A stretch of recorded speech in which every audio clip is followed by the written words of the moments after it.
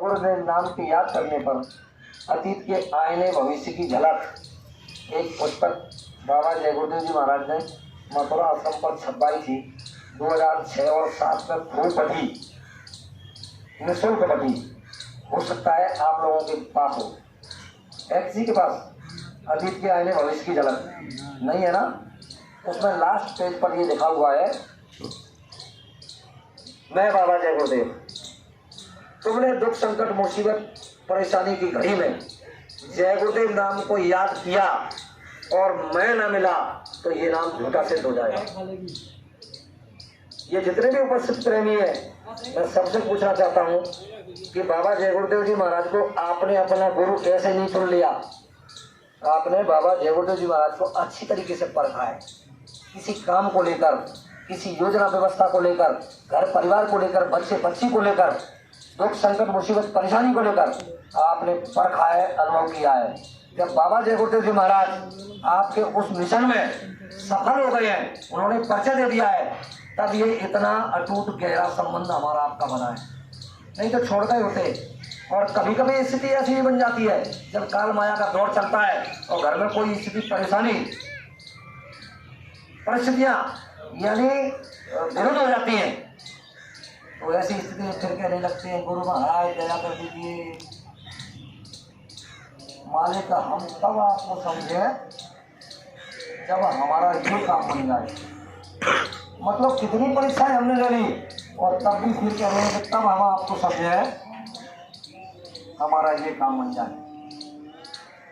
दुनिया का कामकाज, दुनिया का काम इन शरीर की आंखों से जो कुछ भी दिखाई दे रहा है, बाबा जय गुरुदेव जी महाराज के शब्दों में आता है कि ये जड़ है और जड़ का विनाश होता है। चर्म आंखों से जो कुछ भी देख रहे हैं, इसका एक दिन विनाश है। अच्छी से अच्छी, मजबूत से मजबूत चीज उठा लीजिए, एक न एक दिन उसके खत्म हो जाने का समय आता है।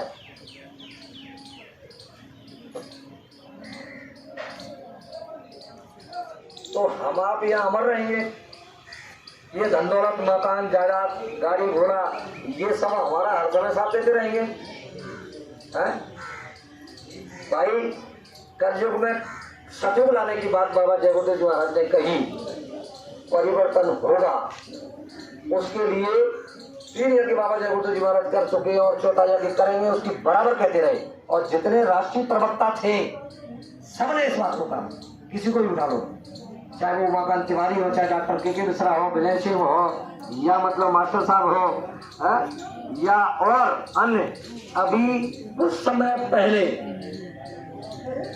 तिवारी जी को गुरु महाराज ने साइड में किया और सतीश चंद्र यादव को लाए।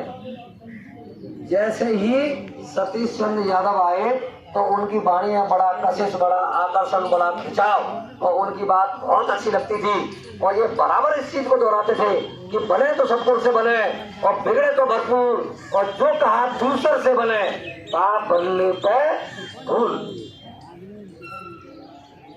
प्रेमी भाई बहनों, समय ने पलटा खाया, वही व्यक्ति आज कुछ और बात करता है। वही व्यक्ति इस सतयुग आगमन के लिए बाबा जय गुरुदेव जी महाराज की भविष्यवाणी को खूब दोहराया। अभी बाबा जी नहीं बताएंगे, अगर अभी बता दिया जाए तो लोग नकल करने लग जाएंगे। वो तो बाबा जय गुरुदेव जी महाराज को पता है कि कब और कैसे वो 4था यज्ञ होगा और सतयुग आएगा। तो कहीं भाई बहनों, सतयुग आया नहीं और बाबा जय गुरुदेव जी महाराज चले गए तो काम हो गया अधूरा। उधर बाबा जी कह रहे हैं कि संत वचन पलटे नहीं, पलट जात ब्रह्मांड। ब्रह्मांड पलट सकता है लेकिन संतों के वचन नहीं पलटते। इधर बाबा जय गुरुदेव जी महाराज के मुखारबिंद की भविष्यवाणी, बच्चा ये होश का मंच है और इस होश के मंच से मैं जो कुछ भी कहूंगा वो मिथ्या होने वाला नहीं है। चाहे पूर्व में होने वाला सूरज पश्चिम में उगने लगे, ये हो सकता है। ये आसमान जमीन पर आ जाए, ये हो सकता है। जमीन रसातल को चली जाए, ये हो सकता है। लेकिन इस मंच से जो कुछ भी कहूंगा वो झूठा नहीं होगा, मिथ्या नहीं होगा। और फिर प्रेमी भाई बहनों, जब 4था यज्ञ होगा तो बाबा जय गुरुदेव जी महाराज कह रहे हैं कि 10 महीने पहले से उसका प्रचार प्रसार होगा और 72 घंटे पहले मैं ये बताऊंगा, 3 दिन पहले ये बताऊंगा कि सतयुग कैसे आएगा। उसमें कितनी भीड़ इकट्ठी होगी? 10 करोड़। आज की अगर इस परिस्थिति को देखा जाए तो भाई साहब 10 करोड़ को ढूंढना, 10 करोड़ ढूंढना बड़ा मुश्किल है। लेकिन बाबा जी ने कहा है, उनकी बात तो इधर हो नहीं सकती। मैं आपसे पूछना चाहता हूँ, आपके इसी क्षेत्र में कितने प्रेमी होंगे? अनुमानित, कोई निश्चित आंकड़ा नहीं, अनुमानित बताइए। 200 के करीब। तो मैं मानता हूँ कि इस क्षेत्र में तो शायद 2000 मकान बने होंगे, लेकिन झंडा तो 200 घर पर ही लगा होगा। और बाबा जय गुरुदेव जी महाराज ने कहा है कि एक समय आएगा तब जय गुरुदेव नाम का झंडा घर घर में फहराएगा। तो वो दृश्य तो देखने को मिला नहीं। कश्मीर से कन्याकुमारी वाला काफिला जिसकी बाबा जय गुरुदेव जी महाराज भविष्यवाणी कर चुके हैं, वो तो अभी हुआ नहीं। एक चमत्कार होगा जिसे दुनिया नमस्कार करेगी, तो सही भाई बहनों, वो तो चमत्कार अभी हुआ नहीं। क्योंकि महापुरुषों के लिए तो आता है कि महापुरुष चमत्कार दिखाते नहीं है। बाबा जय गुरुदेव जी महाराज की भविष्यवाणी में आता है कि अगर महापुरुषों के पास कोई चमत्कार है तो वो है आत्म कल्याण का, मुक्ति और मोक्ष का, निज घर चढ़ने का। ये चमत्कार उनसे करा लो। लेकिन बाबा जी ने ये कहा है कि एक चमत्कार होगा और उसे दुनिया नमस्कार करेगी। वो विलक्षण होगा, वो अद्भुत होगा। कल मार साहब ने बात दोहराई थी 31 मार्च 80 वाली। आप उनका वीडियो सुनेंगे, ऑडियो सुनेंगे, तो बाबा जय गुरुदेव जी महाराज उसमें सन संबंध कुछ नहीं कह रहे हैं। वो कह रहे हैं 31 मार्च 80 के बाद आग पानी ठंडी में कुदाकर परीक्षा ली जाएगी, फिर एक आदेश जारी किया जाएगा। तो ये साल गुरु महाराज के आंकड़े से कब बदलती है? बदलती है ना? हमारे यहाँ गाँव में कहते हैं आज एक चैत से साल बदलती है। ये जनवरी फरवरी महीना होता है ना, इसको स्वामी महाराज नहीं मानते। कार्यक्रम होते थे, लेकिन वो जब भी साल बदलने की बात होती थी तो गुरु महाराज आधे चैत से जो साल बदलती है उसको मानते थे। ये जो साल चल रहा है आधे चैत से शुरू हुआ था, शुरुआत होने के 6 दिन बाद 31 मार्च उसमें पड़ा था, मार्च के महीने में। और जब ये साल खत्म होगी तो उससे 8 दिन पहले 31 मार्च पड़ रहा है। एक ही साल में 2 31 मार्च, शुरुआत में 31 मार्च और खत्म होने से पहले 31 मार्च। तो संपूर्ण निकल गया 1980। ये संबंध बाकी है ना? अभी वही चल रहा है 80। तो क्या कह रहे हैं? 31 मार्च 80 के बाद मैं आग पानी ठंडी में खुदा कर परीक्षा लूंगा। और अगर हम लोगों की परीक्षा किसी भी तरीके से कर ले वो, तो ऐसा मेरा मानना यह है कि हमको फेल होने में देर नहीं लगेगी। इतनी बड़ी युक्ति बाबा जय गुरुदेव जी महाराज ने हमको आपको दी है, जिसके लिए उन्होंने कहा कि तुम्हारे सामने बड़े से बड़ा ज्ञानी, बड़े से बड़ा विद्वान ठहर नहीं सकता। तो आखिर कौन सा वो रास्ता है? ये सुरत सत्य योग मार्ग उच्च कोटि का संस्कृत का रास्ता है, जो अपने असली घर में चलने का रास्ता है, निज धर्म में चलने का रास्ता है, जिसके लिए बाबा जय गुरुदेव जी महाराज ने हमारे आपके लिए क्या मेहनत, क्या कोशिश, क्या प्रयास नहीं किया। मैं मानता हूँ कि इन्हीं प्रेमियों के बीच में कुछ ऐसे लोग बैठे होंगे जिनसे गुरु महाराज से बात होती होगी, जिनकी अंतरात्मा गुरु महाराज से मिलती होगी, दोनों आंखों के मध्य भाग से ऊपर जाने का काम कर रही होगी। लेकिन मेरा मानना ये है कि हम तो अंधेरे में बैठे हैं भाई, और ये इतना सब कुछ होगा, तो अगर यही स्थिति हमारी रही तो फिर हम कौन सी चीज़ बर्दाश्त कर लेंगे। थोड़ी सी ठंडी आ जाए तो बर्दाश्त नहीं होती शरीर पर, थोड़ी सी गर्मी आ जाए तो बर्दाश्त नहीं होती शरीर पर, और अगर जाड़ा आ जाए तो क्या बर्दाश्त हो जाएगा। ये सभी चीज़ बर्दाश्त करने की क्षमता कब आएगी, जब बाबा जय गुरुदेव जी महाराज ने जो हमको आपको साधन भजन करने का रास्ता दिया है, इस पर हम लोग नित्य नियम से चलेंगे, तब प्रेम भाई बहनों मेरा मानना है ये, आप कुछ भी समझो, मैं ये मानता हूँ कि ये टोपी जैकेट जो भी हम लोगों ने पहन रखी है, टाट हम लोगों ने पहन रखा है, ये इसको कवच बताया गया, इसको भी मैं कवच मानता हूँ।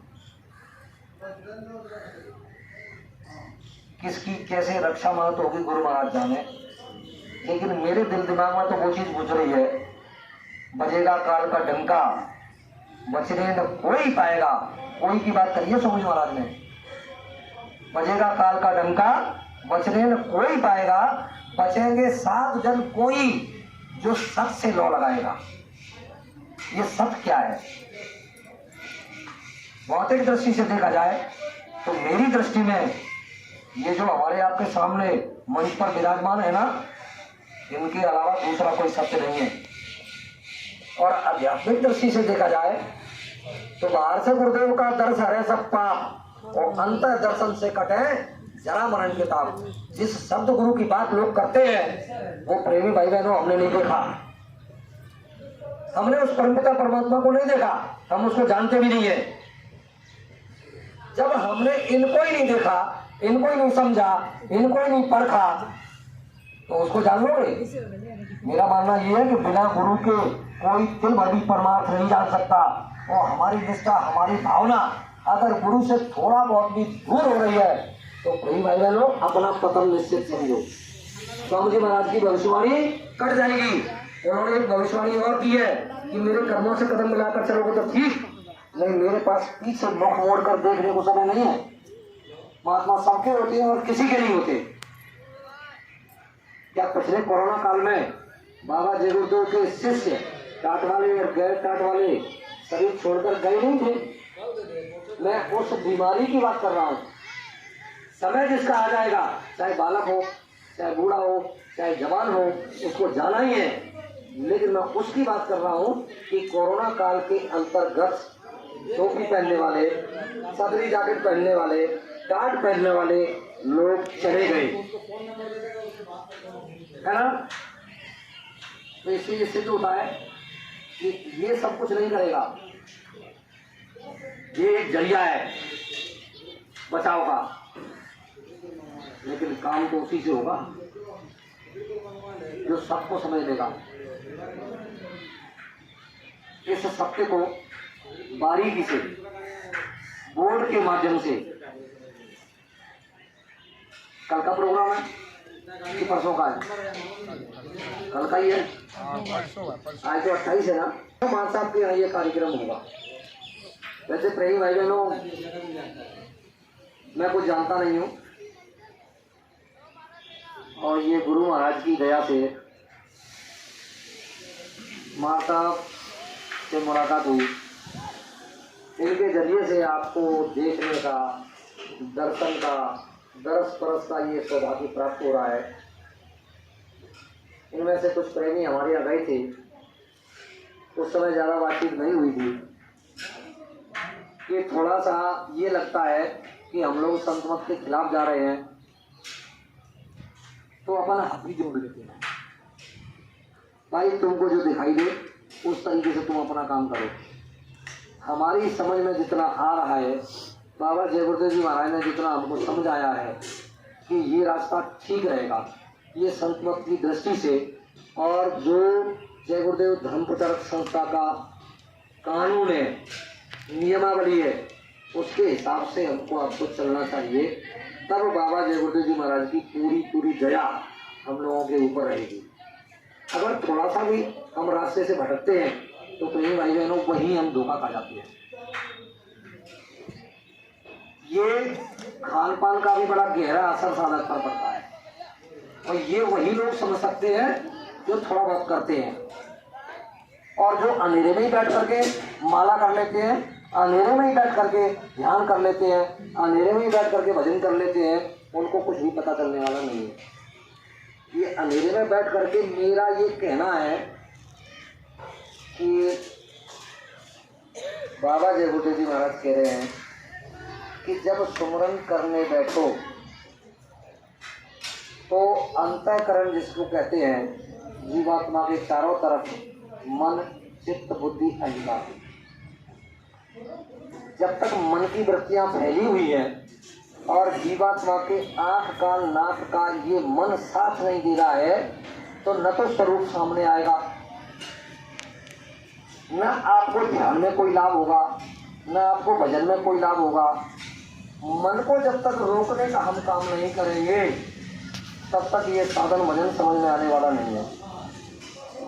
माला ली, चादर उड़ करके बैठ गए और बस गुरु महाराज को प्रणाम किया, स्वरूप सामने नहीं आया, बस ऐसे ही प्रणाम किया, जय गुरुदेव जय गुरुदेव जय गुरुदेव जय गुरुदेव जय गुरुदेव जय गुरुदेव जय गुरुदेव, मन भाग गया, फिर भी जय गुरुदेव जय गुरुदेव जय गुरुदेव जय गुरुदेव। फिर एकदम होश आया, चेतना आई, अरे समझ में आने को कहा था, स्वरूप सामने होना चाहिए। स्वरूप को देख देख करके जब तुम सुमरन करोगे तब उसका पूरा फायदा होगा। तो प्रेम भाई बहनों, कभी आ गया कभी चला गया, कभी आ गया कभी चला गया, और इस तरीके से एक जय गुरुदेव नाम की माला की, तो माला कितने दाने की बताई समझ में आ जाए? 108 में से कितने दानों पर स्वरूप देख करके वो हमने याद किया। मेरा मानना ये है कि आधे से भी कम। जब सुमरन हमारा पक्का नहीं है तो गुरु महाराज कह रहे हैं कि भजन में कोई फायदा होगा नहीं, तो फिर तो हमारा वही वाद हुआ नहीं कि जैसे हम पहले थे वैसे याद है। बाबा जय गुरुदेव महाराज ने बड़े गर्व से ये कहा है कि मैंने अपने बच्चों को जगह जगह खड़ा कर दिया है, स्तंभ खड़े कर दिए हैं, और स्तंभ पहले से ही लड़का रहा है। इन जय गुरुदेव वालों को लोग पकड़ेंगे, आगे आने वाले खराब समय में इनसे कुछ मांगेंगे, मतलब किस किस चीज के लिए, क्या पत्रिकाएं मांगेंगे, किताबें मांगेंगे, झंडा मांगेंगे, टोपी मांगेंगे। तो जब वो समय आएगा तो ये काम तो होना है, हम लोग अंधेरे में ही बैठे हैं। ये दुनिया यानी जब हम नहीं थे तब भी चल रही थी, और हम नहीं रहेंगे तब भी चलेगी, हम हैं तब भी चल रही है। तो अब हम थोड़े से लोग रह गए हैं, यानी नाटक नौटंकी और बड़े बड़े कार्यक्रम खूब हो गए। अब थोड़ा सा इस पर विचार करें, झगड़े झंझट से दूर रहें। कौन क्या कर रहा है करने दीजिए, हमको अब ये करना है कि हम नित्य नियम से समय देकर गुरु महाराज से विनती प्रार्थना करके अपना सुमरन ध्यान भजन करें।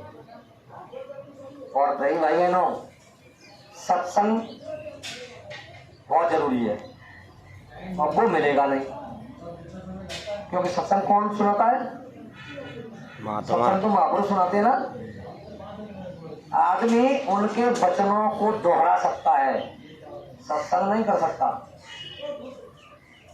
क्योंकि सत्संग करने की तो क्षमता है ही नहीं किसी में भी। ये हमको मिल नहीं रहा है। दर्शन वो भी हमको नहीं मिल रहा है। सेवा ये मिल सकती है, क्योंकि संगत की सेवा किसकी सेवा है? गुरु की सेवा है ना। तो ये मिल सकती है। जहाँ कहीं भी कोई सत्संग संदेश का समाचार मिल जाए वहां पहुंचो, और जो झगड़े की बात करे उससे मुख मोड़ लो, नहीं तो तुम्हारा सिवाय नुकसान के और कुछ फायदा होगा नहीं। इस समय केवल और केवल भजन भक्ति की आवश्यकता है, और किसी भी चीज की कोई आवश्यकता नहीं है। ना मैं हमें मंदिर की आवश्यकता है, ना हमें मस्जिद की आवश्यकता है। हम अपने ही टूटे फूटे घर में बैठ करके और ये गुरु महाराज के बताए रास्ते पर चले। संगत जो आ गई है इसकी तन मन धन से हम सेवा करें और इसका ध्यान रहे प्रेमी भाई बहनों।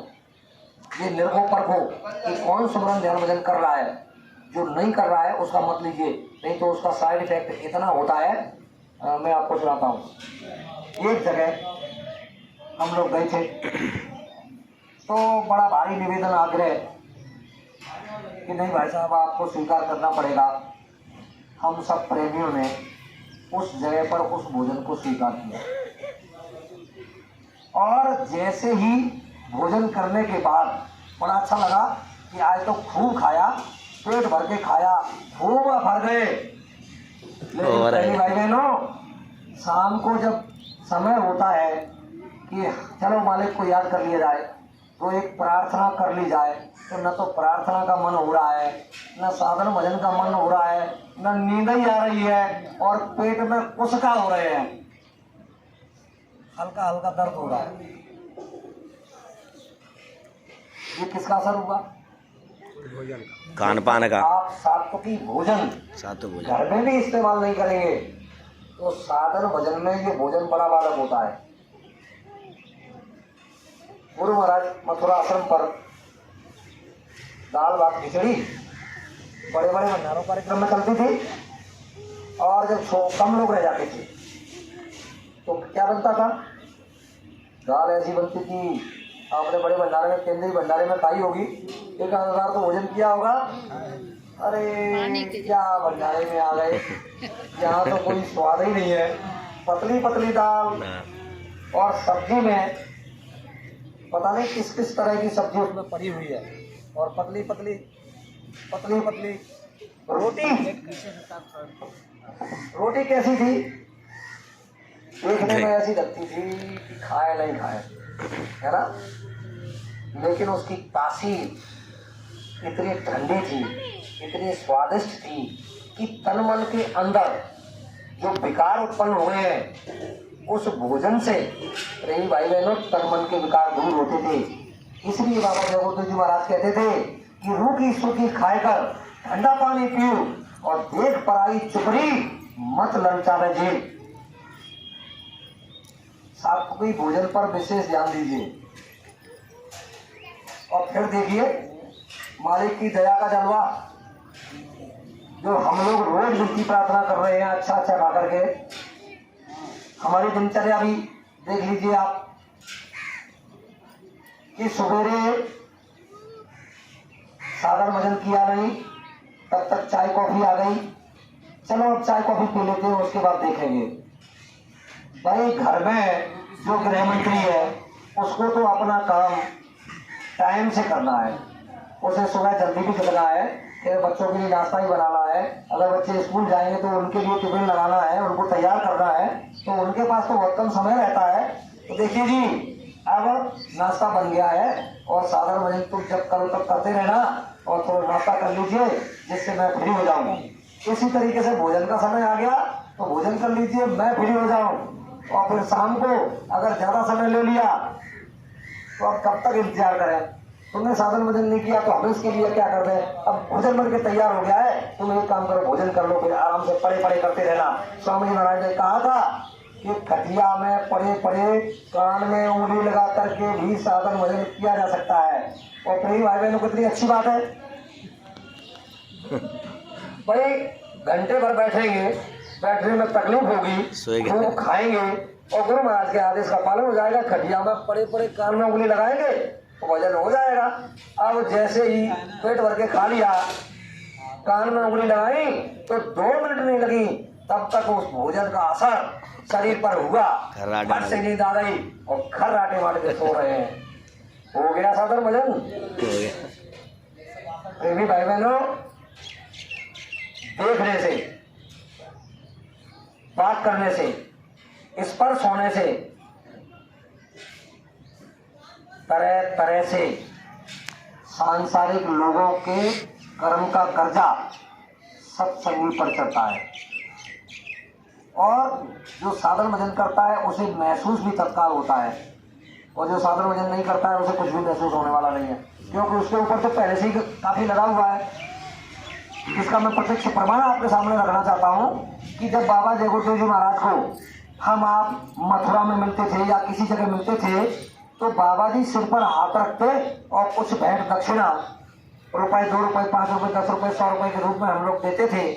बाबा जी उसे स्वीकार करते और बस दृष्टि डालते ही ऐसा करते थे, निर्मल दाग साफ महसूस होता था कि पता नहीं कितना कर्म कर्जा था, कितना बोझा था, उतर गया, शरीर एकदम निर्मल हो गया, ऐसा महसूस हो रहा है। लेकिन वो चीज अब तो मिलने वाली है नहीं, अब तो आपको स्वतः ही करना पड़ेगा, क्योंकि हुजूर ने पहले ही कह दिया है, उसके लिए चिंतित होने की आवश्यकता नहीं है। भविष्यवाणी उनकी आती है, अतीत के आईने भविष्य की झलक, उस किताब में है, आपके जय गुरुदेव इतिहास के पढ़ने किताबों उसमें है कि बच्चा मैं भविष्य में ऐसी जगह चला जाऊंगा कि तुम्हारे चाहकर भी नहीं मिलूंगा। तो वही तो ये समय चल रहा है, वो मिलेंगे नहीं, चाहे आप कितनी भी कोशिश कीजिए। अगर बाबा जय गुरुदेव जी महाराज के बताए रास्ते पर और धीरे धीरे हम लोगों ने चलने का प्रयास किया, कोशिश की, तो निश्चित रूप से वो दया देने के लिए बैठे हुए हैं। वो तो ये इंतजार कर रहे हैं कि कब बच्चा सही तरीके से साधन भजन करे और मेरे नजदीक आए तो मैं इसको न जाने क्या नहीं दे दूं। एक महात्मा जी ने, एक राजा ने एक 7 मंजिला मकान बनवाया अच्छा सा, और प्रेमी भाई बहनों, पहली मंजिल, दूसरी मंजिल, तीसरी मंजिल, चौथी मंजिल, 5वीं मंजिल, 6वीं मंजिल, 7वीं मंजिल। पहली मंजिल में कौड़ी बर्बादी, दूसरी मंजिल में अठन्नी चवन्नी, तीसरी मंजिल में रुपए, चौथी मंजिल में नोटों की गड्डियां, 5वीं मंजिल में सोना चांदी और 6ठी मंजिल में हीरा जवाहरात, 7वीं मंजिल में इन सबको भरने वाला स्वयं खुद बैठा हुआ है। बड़ा सा बोर्ड लगवा दिया, जिसको जो चाहिए सो ले जाए। समय तो नहीं हो गया, ये सब भरवा दिया उसमें और बोर्ड लगवा दिया कि जिसको जो चाहिए सो ले जाए। अब किसी ने देखा कि भाई इसमें क्या भरा हुआ है, कि कौड़ी भरी हुई है, चलो हमारे काम आएगी। जो हमारे घर में जानवर है ना, गाय भैंस, तो कभी कभी उनका समय आता है, उनके बांधने के काम में आती है। जैसे दीपावली का समय आता है तो हमारे यहाँ दमा बोलते हैं उसको, कौड़ी के दमा बनाए जाते हैं और गाय और भैंस की गर्दन में बांधे जाते हैं। उन्होंने कहा अच्छा हुआ, चलो कौड़ी मिल गई। थोड़ा सा होशियार व्यक्ति था, उसने कहा यार इससे दूसरी मंजिल में भी तो चले, उसमें भी तो देखा क्या भरा हुआ है। उसने बोर्ड पढ़ा तो दूसरी मंजिल में अठन्नी चवन्नी भरी हुई है। उसने कहा चलो अच्छी बात है, अपन अठन्नी चवन्नी ले लेते हैं। अब भीड़ लगी हुई है, अनाउंसमेंट करवा दिया गया है कि जिसको जो चाहिए सो ले जाए। बड़ा सा बोर्ड लगवा दिया है, सब लोग पढ़ रहे हैं, देख रहे हैं। अब जो जहाँ जा रहा है वहां से वही चीज ले रहा है, कोई रोक टोक नहीं है। कौड़ी वाला कौड़ी ले रहा है, अठन्नी चवन्नी वाला अठन्नी चवन्नी ले रहा है। कोई और होशियार है तो फिर वो नोटों की गड्डियां उठा रहा है। कोई और समझदार है तो वो चांदी के आभूषण ले रहा है। कोई और समझदार है तो सोने के आभूषण ले रहा है। किसी ने सोचा कि चलो और चलते हैं, ऊपर क्या है, यहाँ तो हीरे जवाहरात भरे हुए हैं, सबको छोड़ो हीरे जवाहरात लेते हैं। अब तो एक आ रहा है, एक जा रहा है, प्रचार हो रहा है, भीड़ लग रही है। तो भाई बहनों, कोई एक समझदार होशियार बुद्धिमान उसने नीचे से ऊपर तक पढ़ा और समझा 7वीं मंजिल में इन सब चीजों को बांटने वाला स्वयं बैठा हुआ है। तो मैं तो उससे मिलता हूं। उस बंदे ने सोचा कि मैं इसका क्या करूंगा और उससे मिलता हूं जो इस खजाने का मालिक है। जैसे ही उससे मिलने के लिए दरवाजा बंद था, आवाज लगाई कि इसमें कोई है, तो बोले अंदर से कि हाँ दरवाजा खुला हुआ है, चले आओ। जैसे दरवाजा खुला तो वो महापुरुष इन सबके भंडारी थे। उन्होंने कहा सब चीज आपके देखने में आ रही थी, क्यों नहीं अपनी मनपसंद की चीज ले ली। तो उसने कहा कि हुजूर, मुझे इन सब चीजों में कोई मतलब मेरी इच्छा नहीं है, कोई मेरी आसक्ति नहीं है, मुझे तो आपके चरण कमल चाहिए। जब आप मुझे मिल जाएंगे तो ये सारी चीज मुझे मिल जाएगी। बच्चा, मैं तेरे इस भाव से बड़ा खुश हूँ, बड़ा प्रसन्न हूँ, तू आप मेरे गले से लग जा।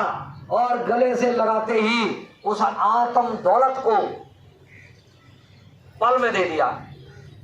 तो प्रेमी भाई बहनों, हम क्या खोज रहे हैं? हम लोग उसको खुद नहीं खोज रहे हैं जो इन सब चीजों को देने वाला है।